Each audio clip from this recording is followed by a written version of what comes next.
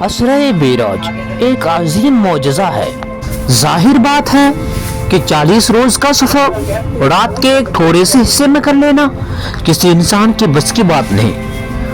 اسی طرح رات کے اس حصے میں آسمانوں کی سیر کر لینا بھی ظاہری طور پر ایک انہونا واقعہ ہے، لیکن جب اس کی نسبت اللہ تعالیٰ کی طرف ہو، یعنی اس میں اس کی قدرت کی کار فرمائی اور اس کی مشیت کی جلوہ فرمائی ہو، تو پھر اس میں استبداد اسے ناممکن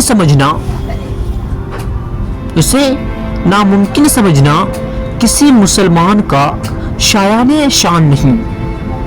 اسی لیے اس قسم کے واقعات کو معجزہ کہا جاتا ہے، جس کے معنی ہی عاجزہ کر دینے والے واقعات ہیں، یعنی کوئی انسان اپنے طور پر ان کو کرنے پر قادر نہیں، وہ صرف اللہ تبارک و تعالی کی مشیت اور قدرت ہی سے وجود پذیر ہوتے ہیں۔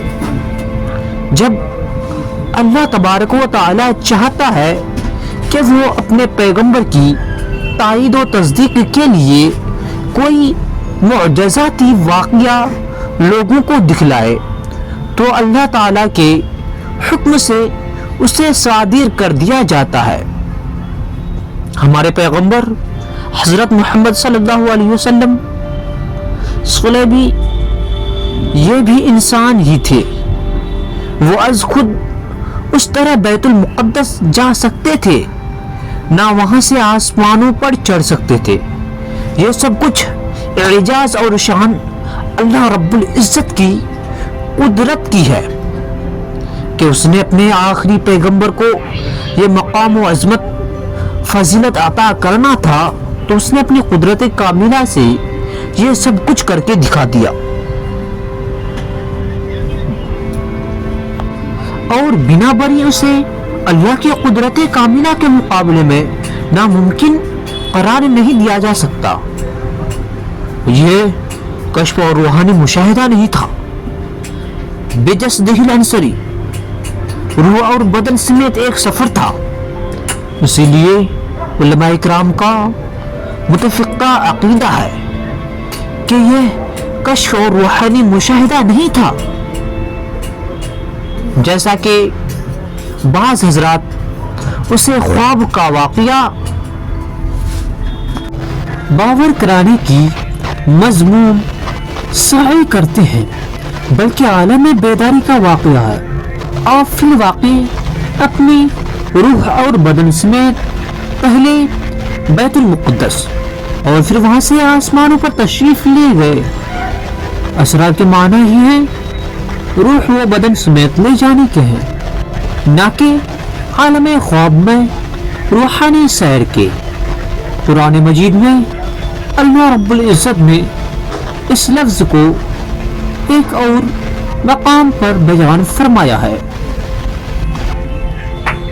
اللہ رب العزت نے حضرت سیدنا موسیٰ علیہ الصلوۃ والتسلیم کو حکم دیا، اے موسیٰ، میرے بندوں کو راتوں رات فرعون کے پنجے سے نکال لے جا، فسری یقیناً تمہارا پیچھا کیا جائے گا۔ یہاں قرآن مجید میں بنی اسرائیل کو لے کر جانے کا جو حکم ہے وہ کوئی روحانی طور پر لے جانے کا نہیں تھا، بلکہ ان کو واقعی حقیقی طور پر لے جانے کا تھا۔ چنانچہ حضرت سیدنا موسیٰ علیہ تحت و تسلیم اپنی قوم کو وہاں سے نکال کر لے گئے، جس کے بعد فرعون نے ان کا تعاقب کیا، ان کا پیچھا کیا اور اپنے لشکر سمیت ان کو پکڑنے کی کوشش کی۔ ان کو پکڑنے کے لیے ان کے پیچھے گیا۔ یہی لفظ اسرا اللہ رب العزت نے بیت المقدس کے سفر کے لیے بھی استعمال فرمایا ہے۔ اسرا بعبده لیلا من المسجد الحرام الى المسجد الاقصى.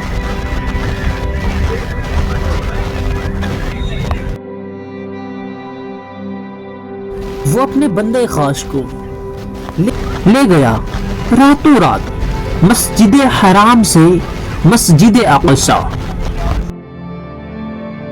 اسرا یہاں پہ اسرا بعبدہ کے بھی معنی وہی ہوں گے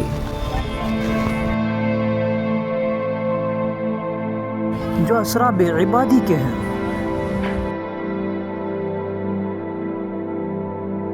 یہ نہیں ہو سکتا کہ ایک جگہ اس کے معنی روحانی سیر کے ہوں اور دوسری جگہ واقعی روح بدن سمیت لے جانے کے. علاوہ عزیز حدیث میں آتا ہے نبی کریم صلی اللہ علیہ وسلم نے ارشاد فرمایا جب میرے اس واقعے کی شہرت ہوئی اور کفار و مشرکین کے لیے اس کا ماننا ممکن نہیں ہو رہا تھا تو انہوں نے متعدد سوالات کیے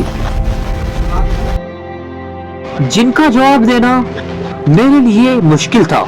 تو اللہ رب العزت نے میرے اور بیت المقدس کے درمیان کے سارے حجاب اٹھا کر بیت المقدس کو میرے سامنے رکھ دیا اور میں اسے دیکھ دیکھ کر جواب دیتا رہا.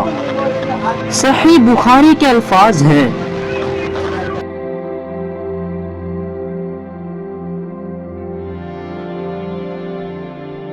ایسے ہی خوبصورت ویڈیوز دیکھنے کے لیے ہمارے چینل کو سبسکرائب کر کے نوٹیفیکیشن کے بٹن کو آل کر دیں تاکہ ہمارے ہر آنے والے ویڈیوز کی نوٹیفیکیشن سب سے پہلے آپ تک پہنچے.